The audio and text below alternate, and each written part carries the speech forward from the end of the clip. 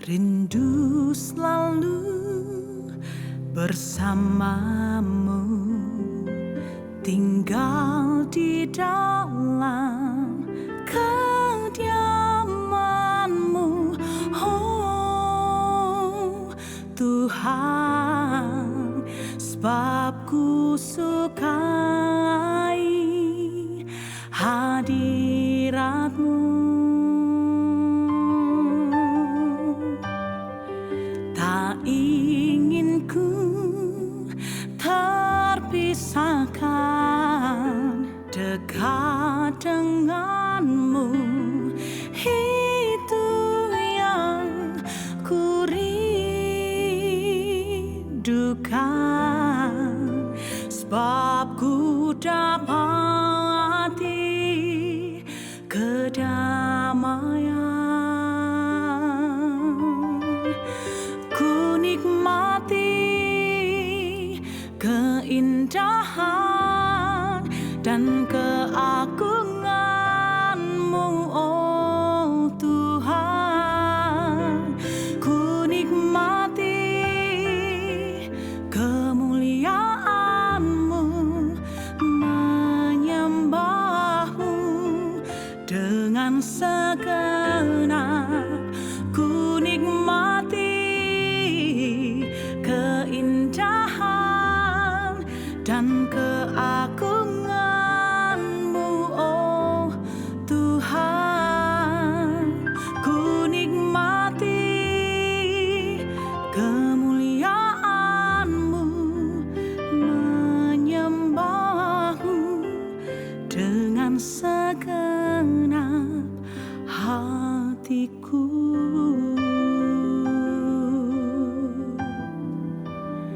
Menyembah-Mu dengan segenap hatiku.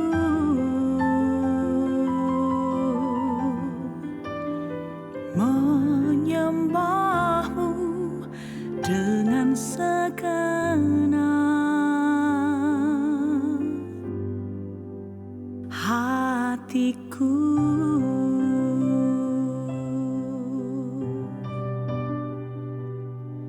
Ku mau sembah-Mu Tuhan dengan segenap hatiku, segenap jiwaku, segenap kekuatanku. Oh, ku mau sembah-Mu Tuhan seluruh hidupku.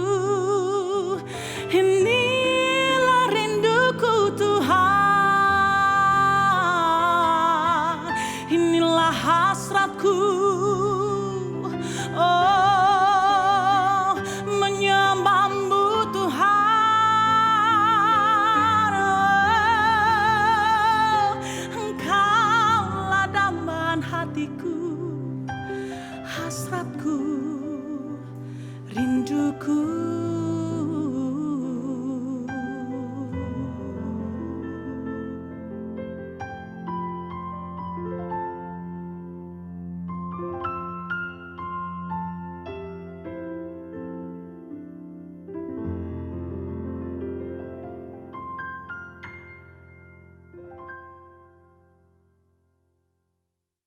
Shalom, selamat pagi jemaat GSKI, Betani, Nginden, Manyar, Suku Manunggal dan Citralen, dan cabang-cabang di seluruh Surabaya dan sekitarnya. Hari ini Minggu tanggal 21 Juni, kita berjumpa kembali melalui video khotbah ini. Persiapkan hatimu, buka hatimu untuk diberkati Tuhan. Baik, sebelum kita diberkati dengan firman Tuhan, saya ajak saudara semua kita berdoa dulu. Bapa yang baik, kami membutuhkan urapan-Mu. Kami butuh Engkau hadir. Engkau singkapkan firman-Mu, celikan mata telinga rohani kami, berbicara kepada kami semua, sehingga kami mengerti dan digerakkan untuk menjadi pelaku firman. Datanglah kerajaan menjadi kehendak-Mu dalam pemberitaan firman dalam nama Yesus. Haleluya. Amin.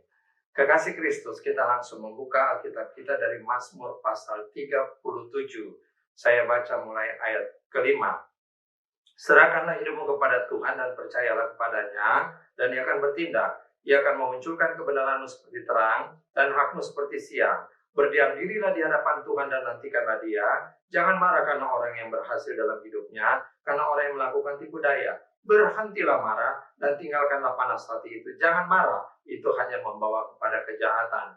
Sebab orang-orang yang berbuat jahat akan dilenyapkan, tetapi orang-orang yang menanti-nantikan Tuhan akan mewarisi negeri. Haleluya. Saya percaya kita masuk golongan orang yang percaya dan menanti-nantikan Tuhan. Dalam ayat-ayat ini saya melihat bahwa kesuksesan kita bisa terjadi jika Allah bertindak. Saya ulangi, jika Allah bertindak. Sia-sia kita bekerja kalau Tuhan tidak campur tangan dan bertindak. Kalau Allah bertindak, yang pertama Dia munculkan kebenaran kita seperti terang. Baru yang kedua, hak kita seperti siang. Hak diberkati, hak disembuhkan, hak diurapi, hak dipromosikan, hak dilindungi, dan begitu banyak hak berdasarkan janji Dia. Tapi ingat, Dia ingin menjadikan kita dibenarkan, dimunculkan kebenaran seperti terang. Apa yang harus kita lakukan supaya Allah bertindak? Dalam ayat-ayat ini hanya 3 hal, sangat sederhana. Yang pertama, serahkanlah hidupmu kepada Tuhan. Yang kedua, percayalah kepadanya. Yang ketiga, berdiam diri di hadapan Tuhan. Berdiam dirilah di hadapan Tuhan dan nantikan Dia. Serahkan hidup, percaya, berdiam diri. Saya mulai dari yang pertama. Serahkanlah hidupmu kepada Tuhan. Tuhan bukan minta kita serahkan persoalan hidup kita, tapi tidak serahkan hidup kita. Bukan. Sia-sia kita berdoa, menyerahkan persoalan hidup kita, tapi tanpa menyerahkan hidup kita pada Tuhan. Dan bukan hanya sampai percaya saja. Tapi kalau kita serahkan hidup kita, artinya kita sadar 100% hidup kita milik Tuhan. Kehendak Tuhan yang jadi, pakai kita, pakai saya, utus saya, sesuai kehendak-Mu. Itu yang menyerahkan diri kepada Tuhan. Kedua, percayalah kepadanya. Bukan percaya kepada manusia, bukan percaya pada keadaan, tapi percaya kepada tuntunan rancangan Tuhan. 100% orang Kristen di dunia ini percaya Tuhan. Tapi apakah mereka percaya pada rancangan dan tuntunan Tuhan? Yang ketiga, berdiam dirilah di hadapan Tuhan dan nantikanlah Dia. Tapi ada syarat, dengan tanpa marah, tanpa dengki, iri. Karena jangan marah karena orang berbuat jahat. Orang susah karena jahat. Jangan marah, jangan iri, jangan dengki. Sia-sia kita berdoa berdiam diri kalau masih menyimpan dendam, marah kepada suami, kepada istri, kepada tetangga, kepada mertua, kepada menantu, kepada hamba-hamba Tuhan. Doamu tidak akan didengar. Berdiam diri juga gunanya untuk Tuhan bentuk kita, agar kita dimunculkan kebenaran kita, menjadi orang yang dibenarkan. Baru di situ Tuhan beritahukan rancangannya, visi yang besar kepada kita. Tuhan bertindak di situ, memunculkan kebenaran dan hak kita seperti siang. Apa dan contoh bagaimana Tuhan membentuk seseorang? Ketika Tuhan membentuk dengan ujian. Contoh yang paling konkret, Daud. Daud dipercayakan menjadi raja, tapi dia diuji. Dia uji. Saya baca dulu Kisah Rasul 13 ayat 36. Sebab Daud melakukan kehendak Allah pada zamannya. Daud mengerti kehendak Allah pada zamannya.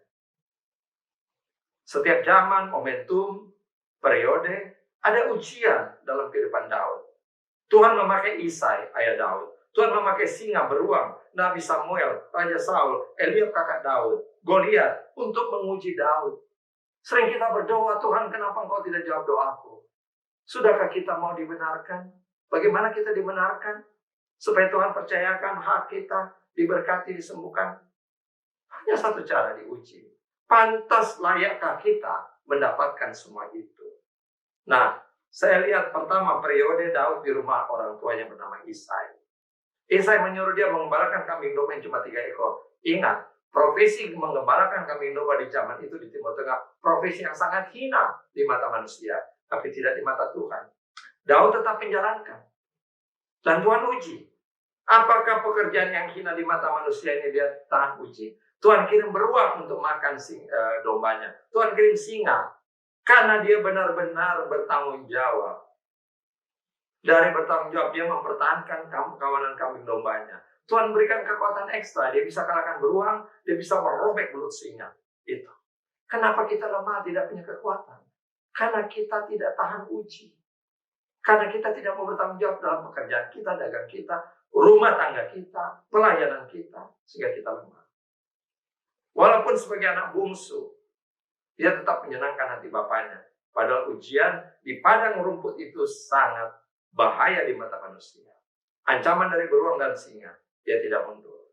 Setelah Daud diurapi menjadi raja oleh Nabi Samuel, karena Raja Saul sudah tidak berkenan di mata Tuhan, Samuel datang ke rumah Isai, ayah Daud. Isai tidak memperhitungkan Daud. Dia munculkan anak pertama bernama Eliab. Samuel dibilangin sama Tuhan, bukan dia. Anak kedua juga bukan. Anak ketiga, keempat, kelima bukan. Akhirnya Samuel tanya pada Isai, sudah semua kayaknya anakmu? Baru Isai sadar. Ada anak yang aku tidak perhitungkan di padang rumput, mengembalakan kambing domba. Samuel katakan, cepat ambil dia. Dan diurapi jadi raja. Setelah diurapi untuk jadi raja, tidak serta-merta naik tahta. Ada ujian. Ujiannya, Saul masih ada di atas tahta. Saul suka kerasukan setan. Daud dipanggil karena dia ahli main kecapi untuk menghibur Saul lagi sedang kerasukan itu. Dengan permainan kecapi yang piawai dan indah, Saul bisa tenang, lepas dari kerasukan. Itu ujian. Kemudian diintimidasi oleh Eliab. Ini ujian. Isai suruh membawa Daud ke medan perang karena kakaknya yang tertua Eliab dan kakaknya kedua ada di sana sebagai prajurit. Dia bawa makanan. Kalau zaman sekarang bawa rantang. Sampai di sana Eliab bukan berterima kasih, tapi Eliab menghina Daud. Apa kata Eliab? Engkau taruh di mana kambing domba yang 3 ekor itu? Andai kata Daud tersinggung di medan perang itu, sudah lain cerita. Dan dikabarkan sampai ke Raja Saul bahwa ada anak yang berani duel dengan Goliat. Saul panggil anak itu. Saul lihat ini nggak mungkin. Saul katakan, intimidasi dari Saul, orang pertama Israel. Engkau tidak mungkin kalahkan dia. Karena dia sejak mudanya sudah jadi prajurit, sekarang dia panglima perang. Tubuhnya besar, raksasa. Mana mungkin engkau anak-anak yang masih imut-imut bisa kalahkan dia. Tapi apa jawab Daud? Singa dan beruang aku pernah kalahkan. Orang yang tidak bersunat itu yang mencaci maki Allah dan barisan Allah akan sama seperti binatang itu. Saul bingung dan diizinkan. Sampai di medan tempur, arena tempur. Goliat kaget lihat anak kecil yang maju. Bawa umpan, batu, dan tongkat. Goliat menghina. Anjing ke aku sehingga kau datang bawa pentungan seperti itu? Dan Goliat tertawa terbahak-bahak. Apa yang terjadi? Orang yang sungguh-sungguh mau membela panji Tuhan. Orang yang sungguh-sungguh lulus ujian. Tuhan berikan urapan yang luar biasa. Sekali dia lontarkan batu, kena di tulang yang paling keras dalam tubuh manusia, tulang dahi, tembus, kena di otak brain, dan mati raksasa itu. Kemenangan besar terjadi bagi bangsa Israel. Orang Filistin kalah total. Tapi tidak serta-merta Daud yang akan menjadi raja. Ada ujian lagi. Saul membohongi. Engkau boleh nikah dengan anak perempuanku bernama Merab. Daud sudah senang sekali. Ternyata Merab dikasih kepada Adriel orang Mehola. Dia tidak kecewa. Dia tidak katakan raja kayak apa ini. Mempermainkan aku, membohongi aku. Tidak. Kemudian Saul panggil lagi Daud, engkau boleh menikah dengan anakku yang perempuan yang lain lagi. Ini bernama Mikal. Tapi dengan syarat kasih mas kawin tidak usah berupa harta benda. Engkau bawa 100 kulit katan orang Filistin. Engkau harus sunat 100 pemuda orang Filistin. Bawa potongan sunat itu kemari. Ini kan jebakan untuk membunuh Daud di negeri orang Filistin. Dia harus kalahkan 100. Diberikan jangka waktu. Apa yang terjadi? Sebelum sampai jangka waktu, Daud membawa 200 kulit katan orang Filistin. Daud adalah pribadi yang melampaui target. Targetnya 100, dia bawa 200. Targetnya misalnya 2 minggu, dia selesaikan 1 minggu. Apakah saudara lulus ujian dalam tempat pekerjaanmu? Bersungut-sungut. Kan ini proyek impossible. Mana mungkin ke negeri orang Kristen enak aja sunat mereka. Dan bawa, pada zaman itu mereka belum bersunat. Daud berani. Mau, tulus. Dia lulus ujian. Dari intimidasi itu membuat takut. Akhirnya dia muncul jadi emas. Saya mau kasih tahu sama saudara. Saudara, kita semua percaya Tuhan. Haleluya. Tapi apa engkau dipercayai Tuhan? Siapa orang yang dipercayai Tuhan? yaitu orang yang dibentuk melalui ujian. COVID-19 ini adalah ujian. Ujian bagi gembala, ujian bagi majelis, ujian bagi jemaat. Saya tidak usah menyindir banyak pendeta yang melarikan diri. Ini adalah ujian. Berhenti bersungut-sungut. Tidak usah saling menyalahkan. Ada maksud Tuhan di sini. Nah, kita melihat bahwa Daud membiarkan Saul hidup 2 kali. Karena dia harus lari mau dibunuh sama Raja Saul. 2 kali Saul lemparkan tombak, tapi meleset. Sampai dia lari di padang gurun, dia lari ke negeri orang Filistin. Dikejar oleh Saul dengan seluruh pasukannya untuk dibunuh. Ada 2 kesempatan dia bisa membunuh Saul, yaitu dalam gua ketika Saul membuang kanda hajar. Dia gunting ujung jubahnya. Yang kedua, Saul sedang tidur. Dia ambil tumbak dan kendinya. Dia ingin buktikan, aku tidak seperti fitnahan orang. Aku tidak bermaksud membunuh Raja Israel. Ini buktinya. Hanya Saul menangis. Dia muncul, Daud muncul seperti terang. Kita baca baik-baik di sini. Kalau Allah bertindak, apa yang terjadi? Serahkanlah hidupmu pada Tuhan dan percayalah kepadanya. Ia akan bertindak. Apa tindakannya? Akan memunculkan kebenaranmu seperti terang. Terang. Kebenaran. Dan hakmu seperti siang. Hak untuk diberkati, diurapi, dan segala seperti yang saya katakan tadi. Tapi jangan marah, jangan dengki. Marah dengki itu adalah kegelapan. Tuhan mau munculkan kebenaranmu. Jadi sangat jelas dalam firman ini ada perbedaan yang sangat-sangat mencolok, perbedaan yang luar biasa antara percaya kepada Tuhan dan menyerahkan hidup kepada Tuhan. Percaya kepada Tuhan 100% orang Kristen di dunia ini percaya. Tapi apakah kita menyerahkan hidup dan percaya untuk Tuhan bentuk kita dalam ujian sehingga dia munculkan kita, kebenaran kita, dikatakan dia bertindak memunculkan kebenaran seperti terang, dan hak kita diberkati seperti siang. Saya kasih contoh ilustrasi yang klasik kuno. Ada seorang akrobatik, dia memasang tali tembaga, kawat tembaga dari ujung ke ujung, di bawahnya air terjun Niagara. Dengan tongkat keseimbangan dia berjalan dari sisi sini ke sana, kemudian balik lagi dengan selamat. Penonton hiruk-pikuk, tepuk tangan, kagum. Kemudian dia bertanya kepada semua penonton, percayakah saudara saya bisa ke sana dan kembali lagi dengan selamat? Semua menjawab, Pak, kami percaya. Nah, kalau kamu percaya, siapa yang mau ikut di pundak saya untuk saya bawa ke sana dan kembali? Tidak ada orang yang mau ikut. Tiba-tiba sunyi. Dan ada seorang anak kecil dalam kesunyian itu mengangkat tangan, saya bersedia. Akhirnya anak itu dipanggul di atas pundaknya, dibawa ke ujung sana, kembali lagi kemari, dan orang kagum tepuk tangan. Begitu turun, anak ini diwawancarai oleh para wartawan. Mereka bertanya, hei anak, semua orang tidak berani naik ke pundak akrobatik itu. Kenapa kamu berani sekali? Apa jawab anak itu? Pemain akrobat itu papa saya. Nah ini dia.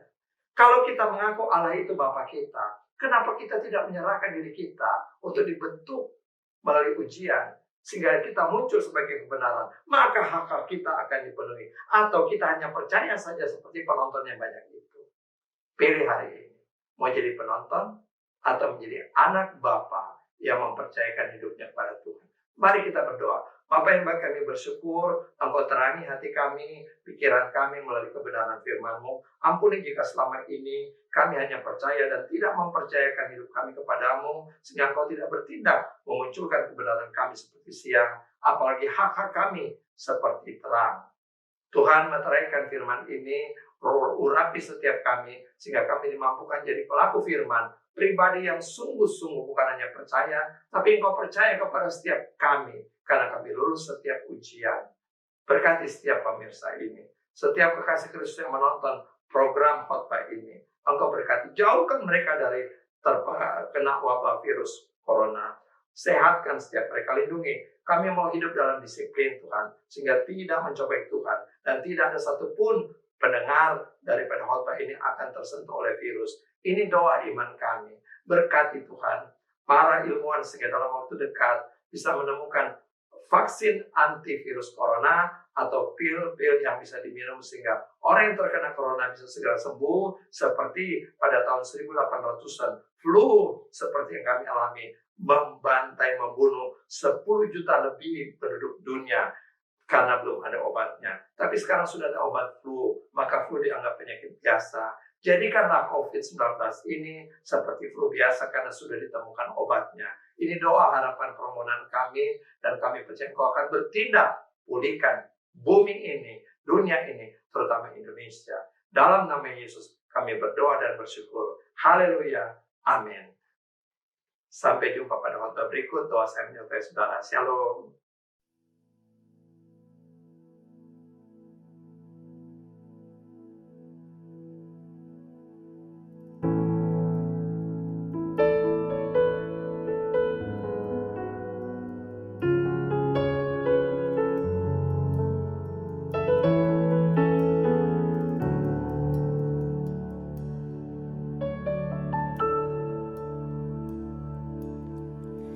Telah ku dapati kasih yang sejati, yang mampu mengubahkan hatiku.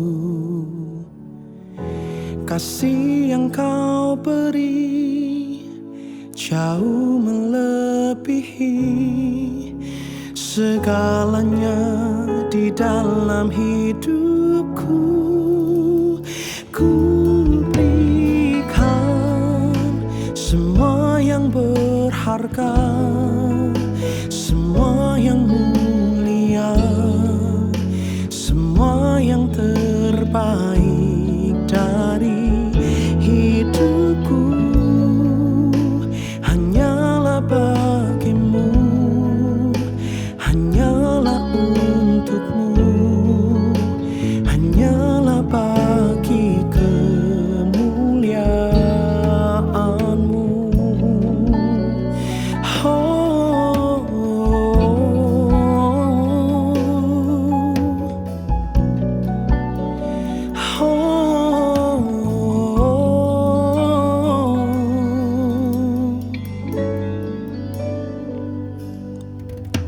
Telah ku dapati kasih yang sejati, yang mampu mengubahkan hatiku. Kasih yang kau beri jauh melebihi segalanya di dalam hidupku. Ku berikan semua yang berharga, semua yang mulia, semua yang terbaik dari hidupku. Hanyalah bagimu, hanyalah untukmu, hanyalah bagi kemuliaanmu. Ku berikan semua yang berharga, semua yang mulia, semua yang terbaik dari